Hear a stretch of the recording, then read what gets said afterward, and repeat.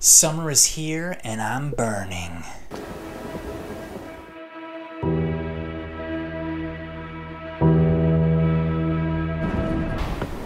이제 진실을 얘기해봐. Alright, this is the Burning 2018 Korean film review, directed by Lee Chang-dong. This is the film that went to Cannes and received all of those rave reviews. I heard it was considered one of the highest rated films that had ever been to Cannes from the reviews. I did get an award from the critics, and I believe it got a technical prize as well. A little bit of a backstory just before I get into the film. When I first got into Korean cinema in the early 2000s, there were basically 5 major players in town as far as film directors were concerned. And those people, besides In Kwon-taek, who came a little bit before the what's kind of called the new wave, we had Park Chan-wook, Kim Ji-woon, Joon-ho, Ki-duk, and Lee Chang-dong. Okay, so this is a Lee Chang-dong film. With Park Chan-wook, his films were kind of this intense visual experience with a lot of psychological elements to them. Visual feasts, I would call them. Then we had Kim Ji-woon, who was this genre master who could do a western, who could do a horror, who could do a noir film. Joon-ho, he was our go-to blockbuster. He is our go-to blockbuster Korean filmmaker. Monster movie, murder mystery movie. He's bridged the gap between Hollywood. He did the Okja. He's got Snowpiercer. Kim Ki-duk, he is, everyone's favorite Korean director to hate. He's full art house. I mean, we're talking films that have very little dialogue, characters who are basically symbols in and of themselves. And then we have Lee Chang-dong, who is what I would call the master of the human drama in Korean film. These characters who have experienced some kind of intense traumatic experience in their past, and they are now trying to either find their way in the world, how they fit into things, how they can move forward. It's one of the he's a filmmaker whose movies, when I bring them up with Korean people, one of the responses I get is, oh, they say difficult. Okay, those movies are very difficult. Yes, they're hard, heavy dramas with a lot of layers to them, critiques of society. They're hard. Okay, so Burning is another one, and it's hard to express my anticipation for this film. 8 years since the director's last movie with Poetry. If you want any more context on this filmmaker, he is the only Korean filmmaker who has a Criterion, one of his films is part of the Criterion collection. Okay, so this is a major player in world cinema, and Burning is not a letdown in the slightest. It exceeded all expectations. So let's get into Burning. Burning stars Yoo Ah-in, Steven Yeun, and a woman named Yeun Jeon Jong-seo. It's one of her first movies. So Burning is a movie where Yoo Ah-in's character, he's a delivery driver, and he's delivering packages. He runs into this girl one day randomly on the street who recognizes him. So Haemi is the girl. They grew up in the same small rural village in the countryside, so outside of Seoul. They're now in Seoul. And she asks him for a favor. Can he, Yoo Ah-in's character's name is Jung-soo, she asks Jung-soo if he will come to her house while she's on a trip to Africa to feed her cat. A little bit of an awkward favor to ask of someone who you haven't seen for so long. So before Haemi leaves to Africa, there is a little something between the two of them, between Jung-soo and her, which sets up they are more than just an old friend. Okay, there's something there, and I don't want to go into it, but when she goes abroad to Africa for a period of time, more than a few weeks. When she finally comes back, she comes back with this guy, Ben, played by Steven Yeun, and you can imagine Jung-soo's character's surprise when he goes to pick her up at the airport and seeing her with this guy. Sort of thought, this is my girl now, what's going on? So this dynamic, this relationship gets established. It's very awkward, very uncomfortable, especially for the guys. Haimi is a little bit, she can go either way. So she's in the middle. She's this thing that's bringing them together. This is when the story really picks up. A lot of the mystery and the uneasiness starts to get established in your stomach, and tension is everywhere, which starts to build a very important element in Burning, which is a mystery surrounding the characters and their past. And that's pretty much all I'm gonna go into as far as the story, because this is one of those movies that you want to go in knowing nothing.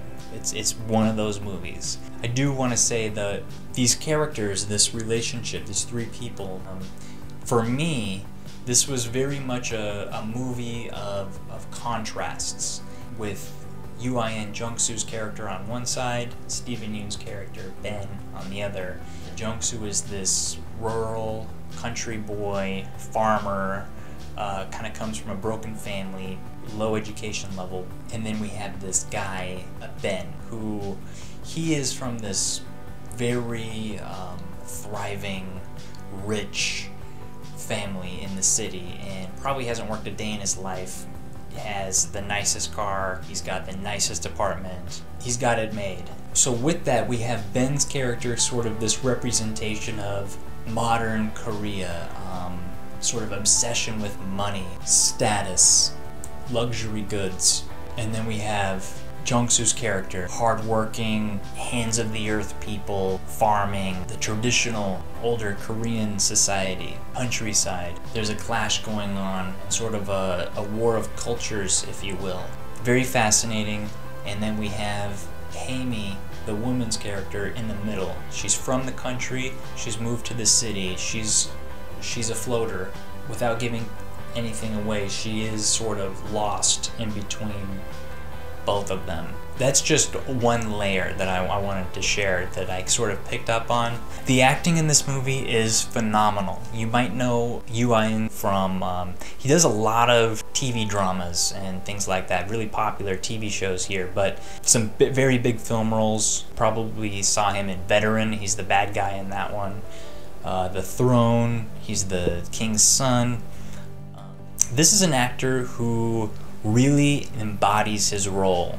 Someone else like, say, a Tom Cruise or a Keanu Reeves, those are, I like them as actors, but they are still like, oh, it's Tom Cruise in blank. It's Tom, he's playing the role very well, but it's still Tom Cruise. Yoo Ah-in is not one of those characters. He is just fully transformed, where you might not even recognize him, from his body posture to his speech patterns to his looks.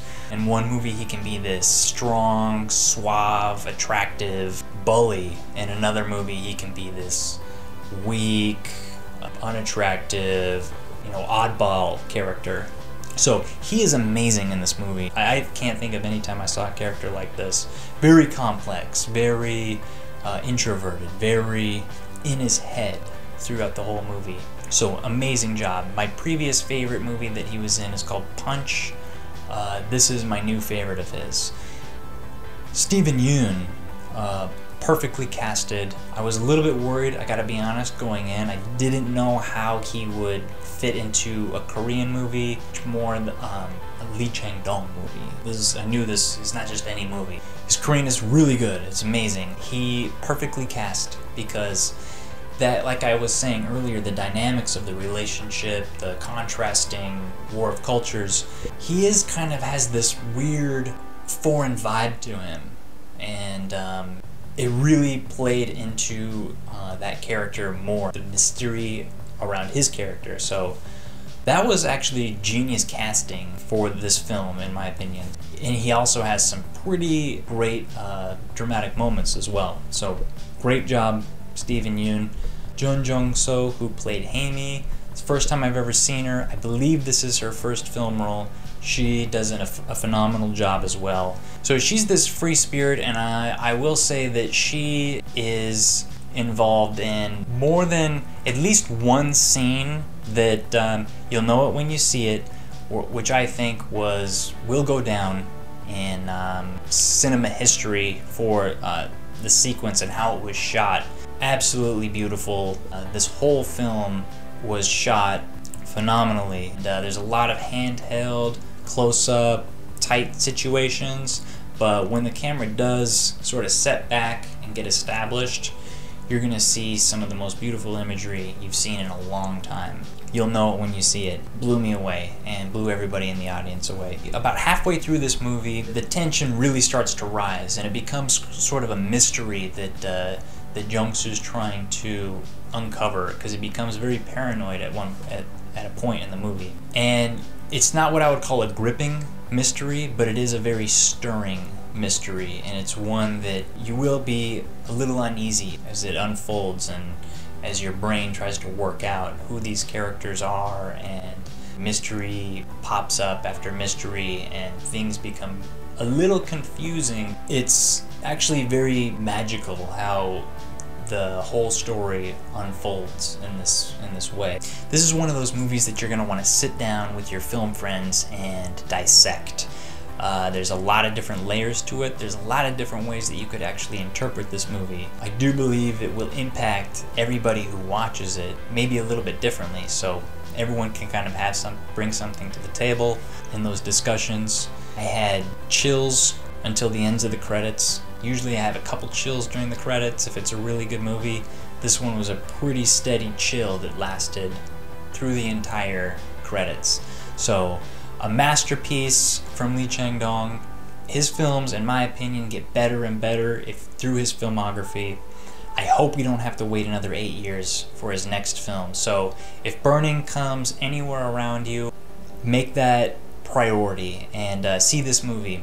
I'm not gonna hold my breath for an amazing Korean Blu-ray, even though I know it deserves it. We still don't have a Blu-ray of The Wailing. We still don't have a Blu-ray of The Handmaiden.